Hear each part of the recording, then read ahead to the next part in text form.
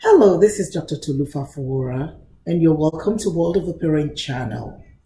Today, I just want to run through a few steps of preventing the spread of COVID-19, since that's what's going on in our environment right now. And especially that I've been getting questions offline about the symptoms. Now, let me tell you, this is not a medical advice from me. This is me just helping get the information out according to the Center for Disease Control. Let me also tell you this. We all know that we're already in the flu season. This is the beginning of spring. So, as I've said before, I just want to encourage everyone, please do not panic with every little respiratory symptom that you have, coughing, sneezing. Panicking is not going to allow you to think right and take the right steps anyways. So please do not panic.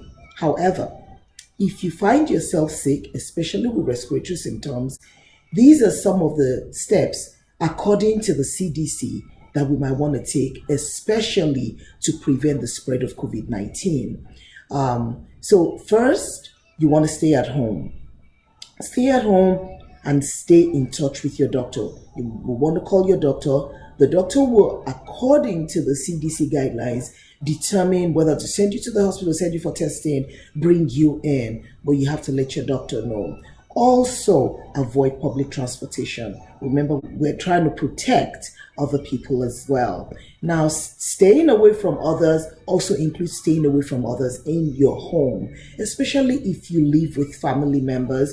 You may want to dedicate a room in the house as a sick room. Stay indoors and stay away from other people. If you have to visit your doctor, please make sure you call ahead before you go. Make sure you wear a cloth over your nose and mouth.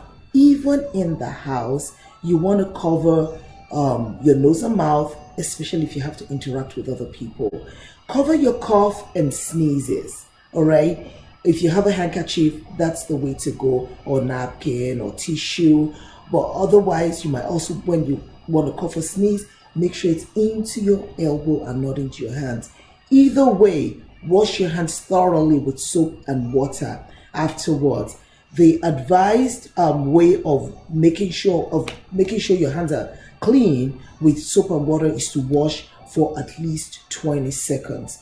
You can use hand sanitizers if you don't have immediate access to soap and water. Also, make sure your hand sanitizer contains at least 60% of alcohol. But soap and water are still the best way to keep your hands clean. Avoid touching your eyes, nose, and mouth, especially with unwashed hands.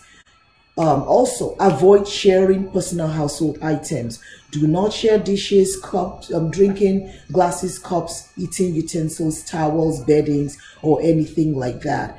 And wash thoroughly after use, especially your cups, utensils, and dishes.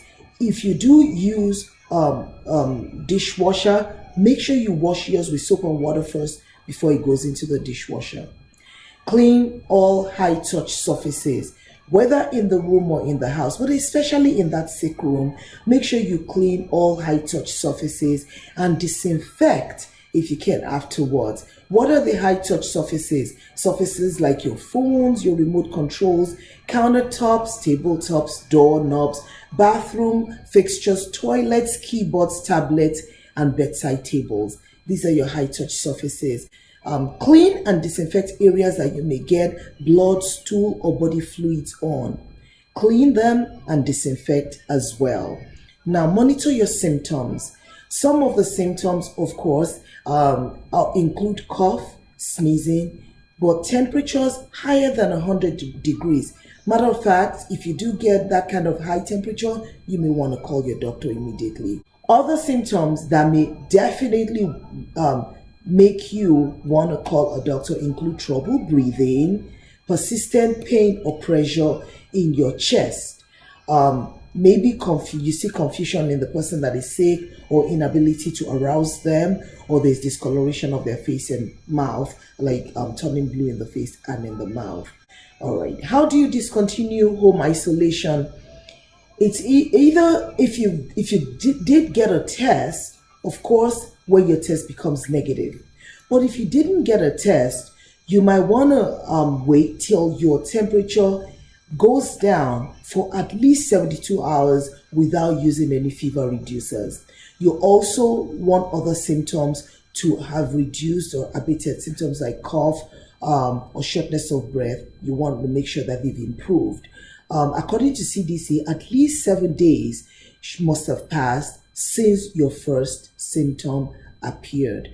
These are ways that you can know if you can discontinue your home isolation. And if you did get tested, of course, when you test negative, according to CDC, at least two times within 24 hours.